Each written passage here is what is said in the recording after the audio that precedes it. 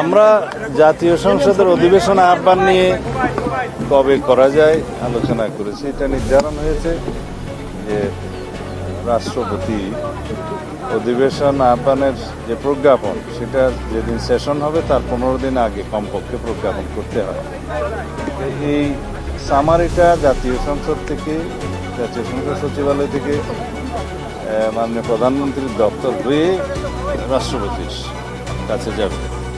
তো মহামান্য রাষ্ট্রপতি সেটা অনুমোদন করে সংসদ অধিবেশন আহ্বান করবেন। সেই মতে প্রধানমন্ত্রীর পরামর্শক্রমেই সংসদ অধিবেশন আহ্বান করবেন রাষ্ট্রপতি। সেটা নির্ধারণ হয়েছে 12 তারিখে মার্চের সংসদ অধিবেশন আহ্বান করা হবে এবং সেই অধিবেশনে কি কি কর্মসূচি থাকবে, কার্যসূচি, অর্ডার অফ দি ডে, সে বিষয়ে আলোচনা হয়েছে। যেমন সেই অধিবেশনে স্পিকার, ডেপুটি স্পিকার নির্বাচিত হবে এবং ইন্টারিম গভর্নমেন্টের আমলে যে সমস্ত অধ্যাদেশ প্রণয়ন করা হয়েছে সেগুলো উপস্থাপন করা হবে, সুপ্রস্তাব হবে প্রথামাফিক এবং রাষ্ট্রপতির ভাষণ হবে। আর অন্যান্য যে সমস্ত বিষয় থাকবে সেগুলো পার্লামেন্টের রেগুলার যেগুলো জব, সেগুলো এই আলোচনা সেটা নির্ধারিত নতুন রাষ্ট্রপতি নির্বাচনের বিষয়ে আলোচনা হয়েছে না, সে বিষয়ে এখনো কোনো আলোচনা হয়নি। স্পিকার, ডেপুটি স্পিকার সেগুলা পরে হবে।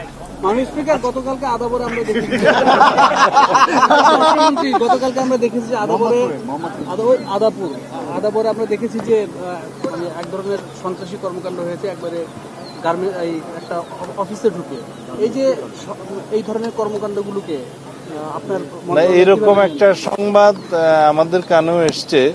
আমি এটা খোঁজ নিতে বলেছি, তদন্ত করে আমাদেরকে রিপোর্ট সাবমিট করতে বলেছি। যদি সেরকম কিছু হয়, এটা আমরা এই সমস্ত বিষয়ে কঠোর ব্যবস্থা নেব। আর পুলিশের টপ লেভেল পর্যন্ত পরিবর্তন আসতে পারে, সেটা কি শীঘ্রই আসবে নাকি আরো দেরি হবে? না, কিছু পরিবর্তন তো আসবে, একটু সময় দিলে।